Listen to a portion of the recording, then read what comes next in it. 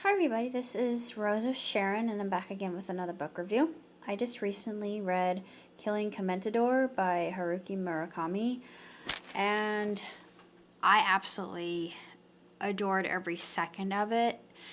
Haruki has this very meticulous way of explaining the details of his characters to make them three-dimensional, and it's almost like he's a voyeur studying them from a distance, and he knows even the most intimate details of the characters that he's speaking about. And this is very intriguing. I'm not going to go through the actual plot point of the book because it's very surreal, and it's definitely a suspense mystery. Heaped upon it is also just the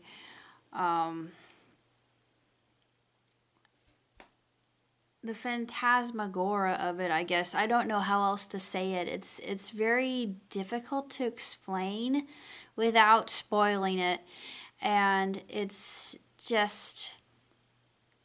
unlike anything else I've ever read, and there are instances that are very disturbing within the book in and of itself, but then again, there are revelations about the characters that are just absolutely fascinating and you can't turn away. It's almost like you're peeling away the layers and you want to know more and more and more about our main characters. And there is one character named Menshiki, and his name is interesting because I'm a Gaijin, so I'm learning, and Japanese is a very, very difficult language.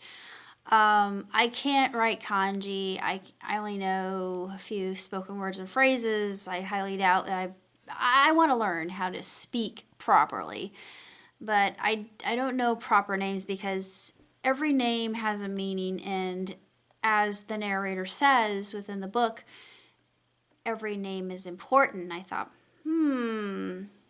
yes, in the mechanism of plot, this is true, especially if it's allegory, and he gets in a metaphor quite literally in the book, and slight spoiler, but it's definitely unique, and just it's bizarre and eerie and unusual, and that's the reason I like it so much. I've always enjoyed Murakami's work, and he is a very analytical sort. He is very philosophical, and the way that he looks at people, he does so in a psychological manner, trying to get at the basis of what makes a character really tick, which makes it all the more interesting.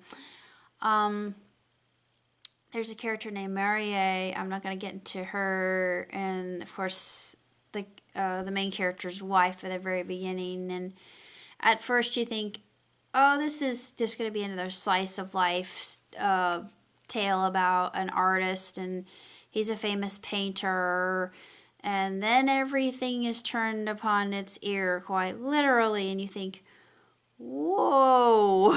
Yeah, it's almost like the literal version of Paprika. Let me just put it that way. Instead, you're not going into dream world here. You're not going into the subconscious.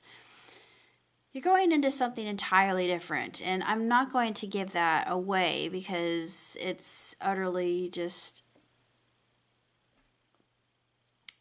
spectacular, and I'm so glad I had a chance to read. When I saw that they had it available as new fiction, I thought, there's no way I'm going to be able to read this in a week because it's over 600 pages. It took me a while to finally finish it, and just how you learn who the narrator is. It's a revealing. It's just all a matter of eureka, which I absolutely adore, and it's utterly entrancing. It's just such an expose on interrelationships or lack thereof, or how people perceive themselves, and creating the whole act of creating. I think that in and of itself is what gives life, quite literally, to Killing Commentadore. And the title I'm not going to go into because that'll give away a huge plot point,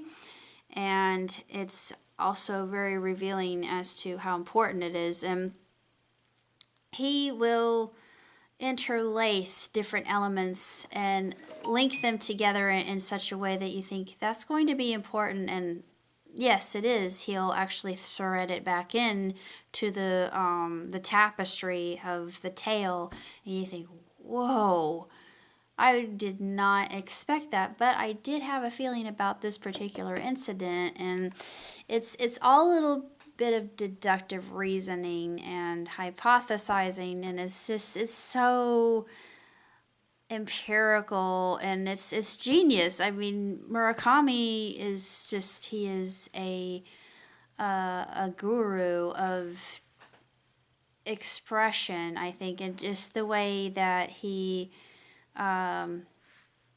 fleshes out these characters in such a manner that you really start to feel their fears, and wondering whether they're completely right in the head or not. And it's definitely a book that I recommend for any Murakami fan, because if you've read IQ84, then this is right up your alley. It's a lot like it's basically his version of The Great Gatsby. And yeah, but it's more than that. It's all about just the idea of creativity, the mind, the blank canvas, and a certain element that I won't be divulging. You gotta read the book to find out. So, till next time, live long, prosper. Ciao, tutti.